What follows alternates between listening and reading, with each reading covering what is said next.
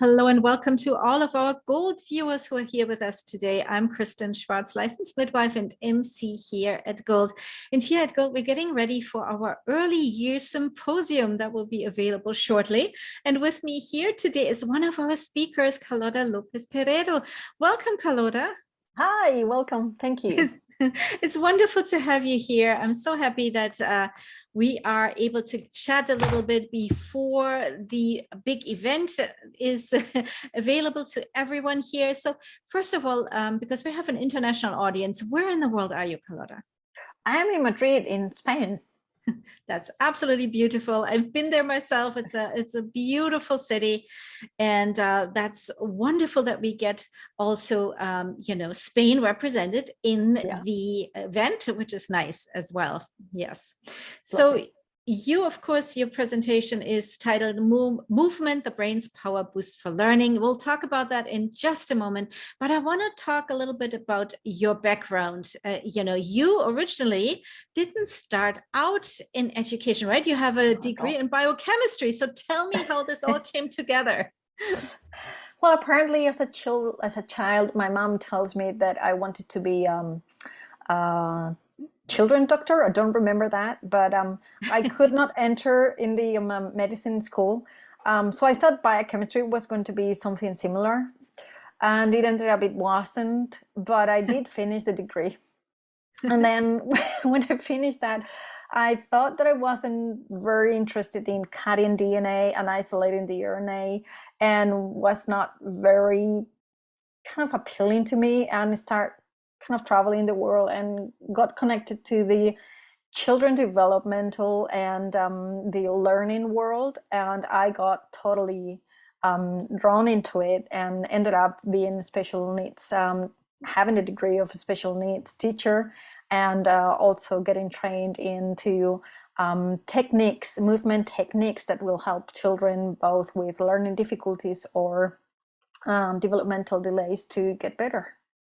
That's wonderful. I like this component of movement, right? Yeah, that's something you specialized in, movement, and how that affects the brain and the brain development.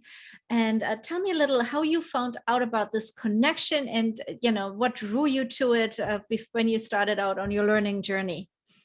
Well, it was I started to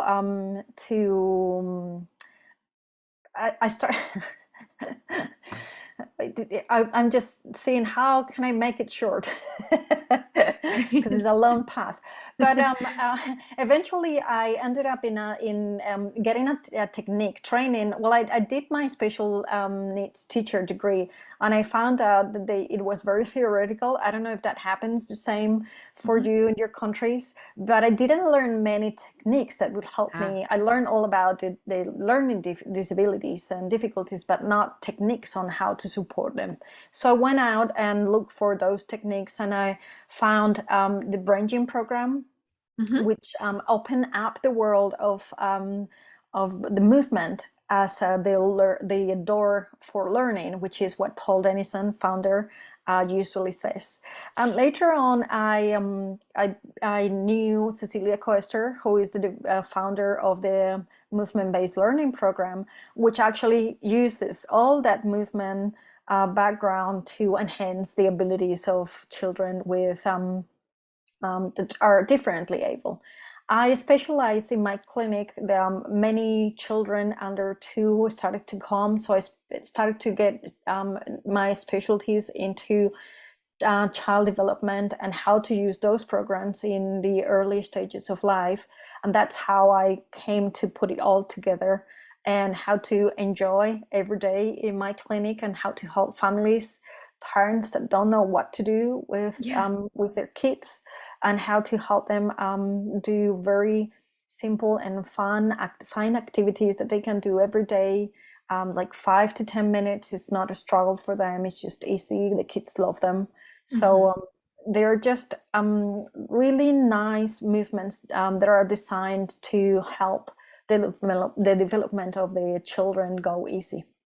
That's absolutely fabulous. I like what you said about, your theoretical training was very much on, defining what are learning disabilities and all that, but there were no techniques. And you went out to find these techniques and came across the movement, these kind of programs. And if we think of it, movement, that makes a lot of sense. We see these little ones and they have all this pent up energy, right? And need to get that out. But our society is, so much on little kids are from a very young age are being taught to sit still, sit down, don't, Don't move. Yeah. don't move, don't fidget around with your pencils, and so it's very different from that, right? So how do you, when you work with parents, how do you work with them? Because they probably sometimes come, well, in school the child needs to be sitting still. How can you combine the two worlds that are most beneficial for the child? I tend to be very informative with the parents because I think that's the most important thing, right? Like if a parent knows what's intention of what we're doing, then it can support us. And if you're working with a child, but you're not working with the family, the work that you're doing won't go very fast or won't go very far.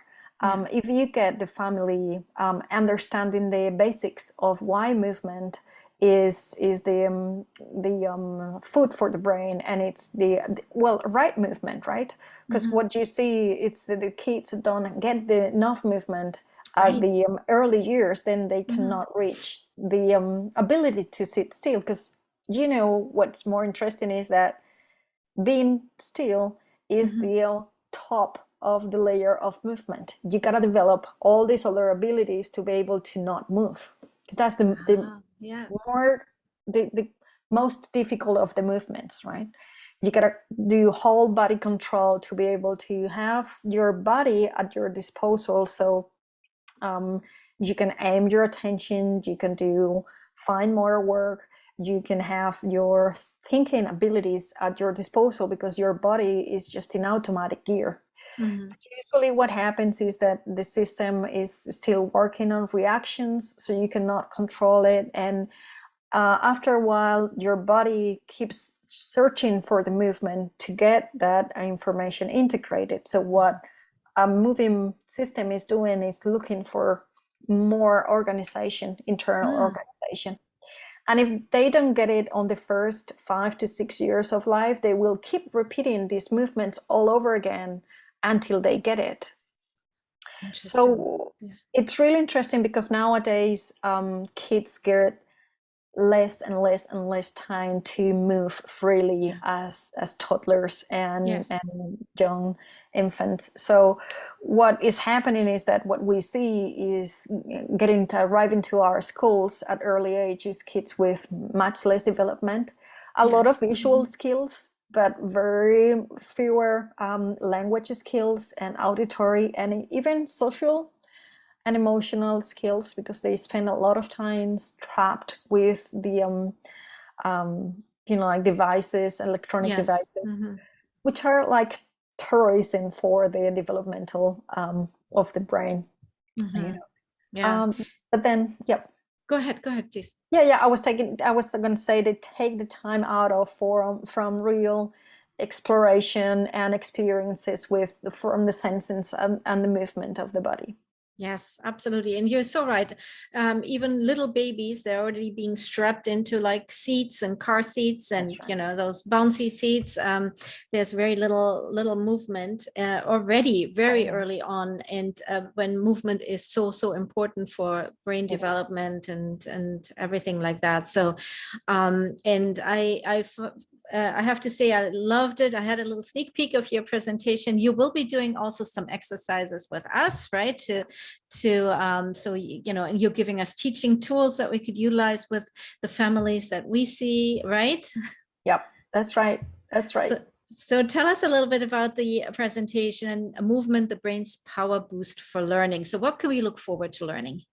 So what my goal was to first let you know how important movement is. Well, we've got a brain because we move, right? Like the other species that don't move don't have a brain, like a tree. right? So movement is linked to the brain growth. That would be the first part of my presentation. And the second part would be what is the typical developmental movement patterns that the system goes through to climb that stairs of development. And then I will let you know about how specific movements that we call building blocks in the movement-based learning can help the system to get organized and to go through those steps if the system or the baby has failed to achieve them and to get them integrated. Wonderful. Thank you so much. I am really, really looking forward to this presentation, Carlota. And it's been such a pleasure having you here and talking about the presentation and the wonderful work you're doing. Thank you so much for inviting me. It's been a pleasure too.